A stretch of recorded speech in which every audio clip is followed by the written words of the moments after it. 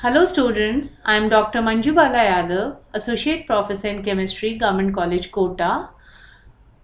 In the MSc Sem 3 Physical Chemistry specialization, we are taking the nuclear chemistry paper. In this, we will study today the nuclear reactors, principles of operation. We know what is a nuclear reactor. Nuclear reactor is any device that can initiate and control a self-sustaining series of nuclear fissions.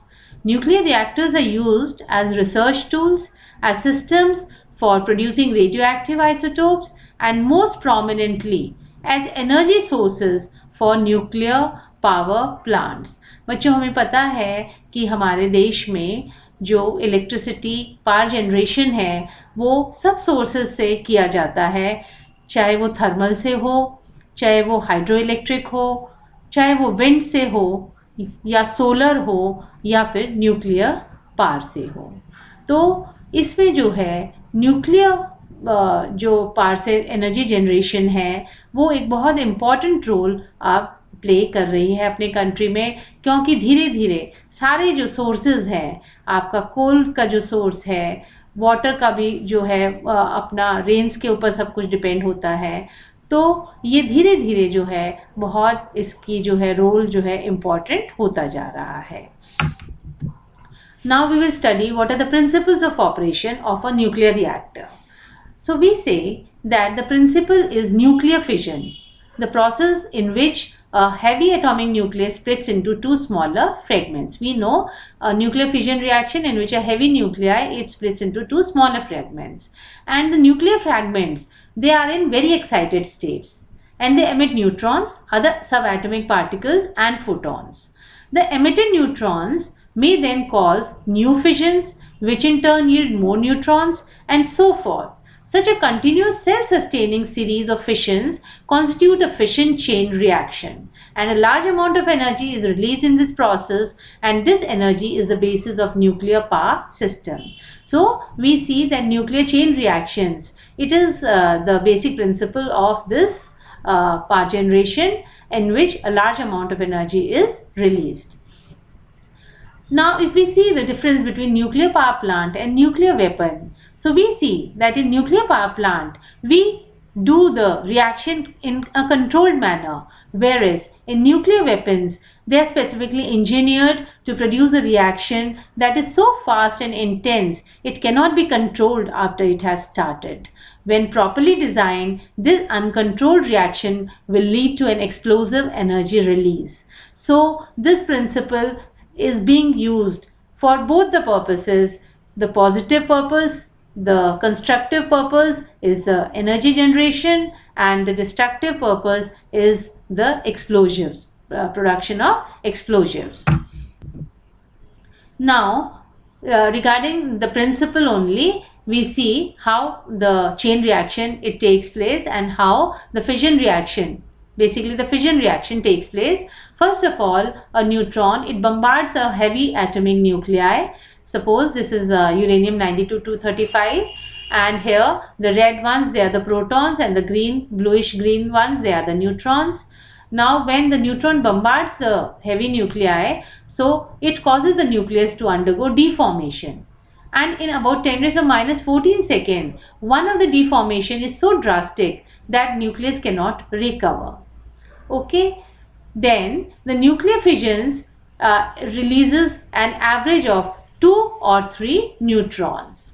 So the fission has taken place, and 2 to 3 neutrons, they are also released. Now in about 1 picosecond, that is 10 to the minus 12 second, the fission fragments, they lose their kinetic energy and come to rest. First they are in the active mode, they have a lot of kinetic energy. Now they come to the resting mode and they emit gamma rays. These are the fission products. Okay, then the fission products, they lose the fission products, these are the fission products, they lose their excess energy by radioactive decay and emit particles over a lengthy time period. Now we study what is a chain reaction and criticality. So Students, the course of a chain reaction is determined by the probability that a neutron released in fission will cause a subsequent fission. What type of, how long the chain reaction will go, it depends on the neutrons that are being released. Okay, so if the neutron population in a reactor decreases over a given period of time, the rate of fission will decrease and ultimately drop to zero. This is the subcritical state. If the neutron population is sustained at a constant rate, the fission will remain steady and the reactor will be in what is called a critical state. And finally, if the neutron population increases over time, the fission rate and power will increase and the reactor will be in a supercritical state. So, we see that there are three conditions: subcritical state, critical state and supercritical state. Subcritical state, which is a negative one, the chain reaction will not propagate. Critical state, it will propagate at a slow rate, and in supercritical state it will go at a fast rate.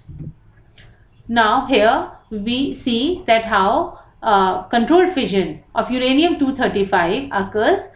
This is the nuclei of uranium-92-235, in which the atomic number is 92 and the number of neutrons is 143.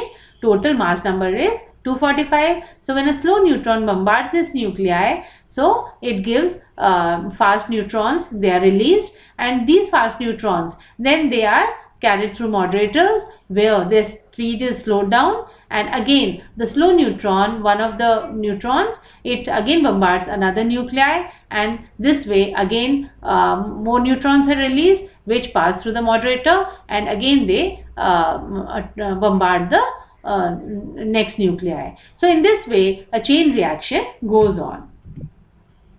Now we see about the reactivity, reactivity parameter, that how we can change the reactivity of a nuclear reaction. Reactivity is, we say, positive when a reactor is supercritical, it is 0 at criticality, and negative when the reactor is subcritical.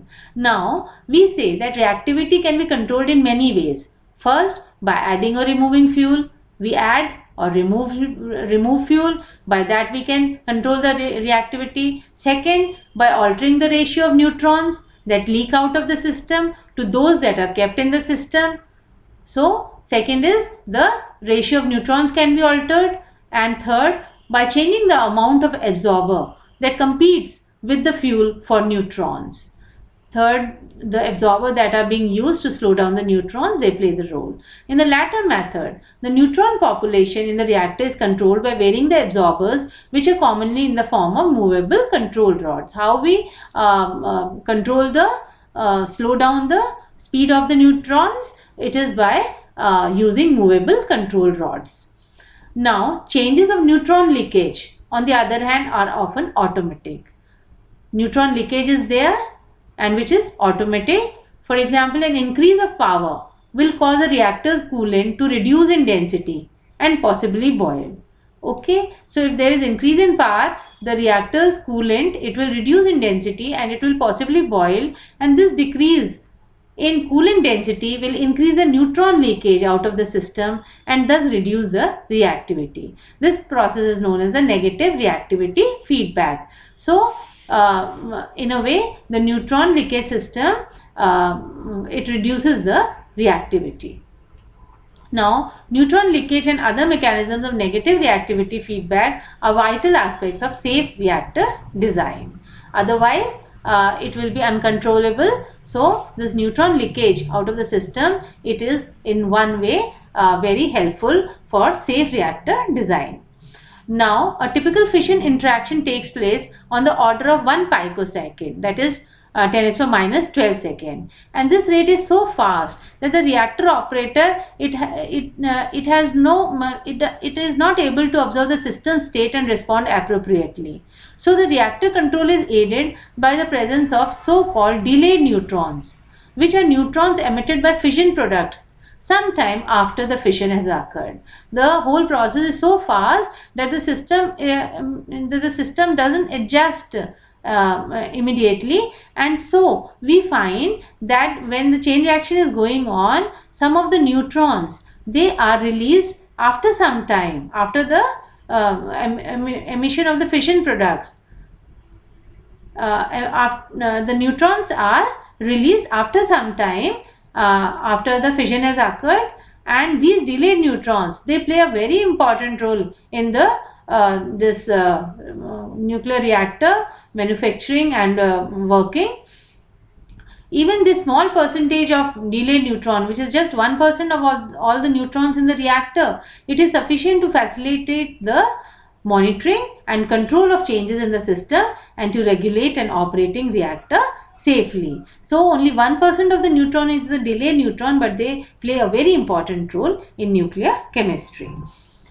Now we will study about the fissile and the fertile materials. When we know that we have the nuclear reactor, it works on the fissile material, and some other materials which aid them, which help them, are the fertile materials. Basically, what are the fissile material? Uranium 233, uranium 235, plutonium 239 and plutonium 241. These are the most important neutralized fissile nuclides in nuclear industry. And only out of these, uranium 235, it occurs in a usable amount in nature, though its presence in natural uranium is only about 0.72% by weight, necessitating a lengthy and expensive enrichment process to generate a usable reactor fuel. So in nature only uranium 235 occurs, and that too only 0.7204% by weight. So the enrichment process is very expensive to get the usable reactor fuel. So an alternative to processing and enriching uranium 235, it is possible to go through the process of generating quantities of other fissile nuclides that are not as prevalent as uranium 235. So the other fissile nuclides that are not as prevalent are uranium, thorium 232, uranium 238 and plutonium 240, and these are known as the fertile materials owing to their ability to transform into fissile materials. So thorium 92 232, uranium 238 and plutonium 240, these are the fertile materials and which transforms into the fissile material. So we see the example of thorium 232. It is a prominent isotope of natural thorium, and it can be used to generate uranium 233. Thorium 232 can be changed to uranium 233. The process is neutron capture. Thorium 232, the atomic number is 90. It gains one neutron and changes to, thorium will change into, by absorbing 1, so it will be 90 233. Okay. When a nucleus of thorium 232 absorbs or captures a neutron, it becomes thorium 233. Now its half-life is approximately 21.83 minutes.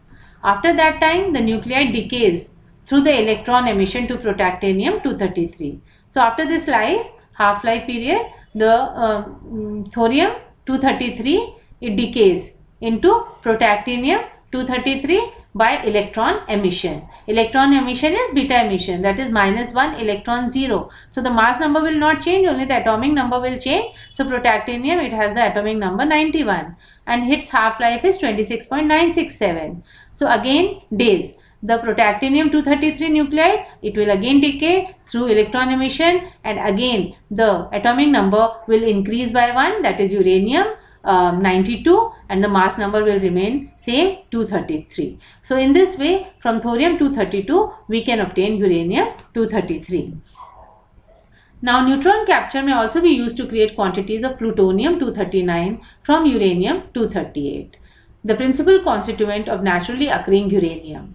Okay, so from uranium 238 we can create the quantities of plutonium 239. Again 238 uranium, it will absorb one neutron and it will convert to uranium 239. Okay, and which after the half-life period of 23.47 minutes, through electron emission, it will change to neptunium. So this was 92 uranium, this is 93 neptunium, mass number is 239, and ultimately after 2.356 days it will change into plutonium that is 92, 93 and 94. So the atomic number is 94, 239. Now if desired, plutonium-241 may be generated directly through neutron capture in plutonium-240 following the formula. If we have to obtain plutonium-241 from plutonium-240, so simple by neutron capture we can obtain this. A power reactor contains both the fissile and the fertile materials. The fertile materials partially replace the fissile materials that are destroyed by fission, thus permitting the reactor to run longer before the amount of fissile material decreases to the point where criticality is no longer manageable. Plutonium-240 is particularly found to build up in reactors after long periods of operation, as it has longer half-life than all its parent nuclides. So in this way we see that a power reactor, it contains both the fissile and the fertile material, and the fertile material, they can easily replace the fissile material which are destroyed by fission. When fission occurs, the fissile material, it gets destroyed, so it can be then held by the fertile material in obtaining it. Okay, so this way we can we see that nuclear reactors, what is the principle of nuclear reactor? It is the fission process, the chain reaction, and how we can control the number of neutrons and what are the different states of subcritical, critical and supercritical. Thank you.